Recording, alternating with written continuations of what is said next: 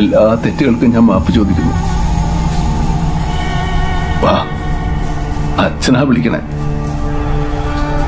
താന്ത്രികനായിട്ടല്ല, നിസ്സഹായനായ ഒരു അച്ഛനായിട്ടാണ് ഞാൻ നിന്റെ മുമ്പിൽ നിൽക്കുന്നത്. എന്റെ അടുത്തേക്ക് വാ, വാ. എന്റെ പൂർവികരെ പോലെ ഞാനും നിന്റെ തന്ത്രങ്ങളിൽ വീഴുന്നു കരുതിയോ?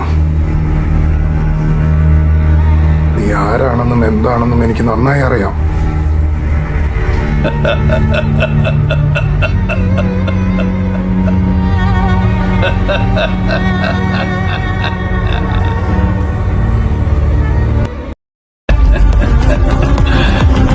നിനക്ക് 2 തവണ വിധി പണയം വെച്ച് കളിക്കാൻ പറ്റില്ല.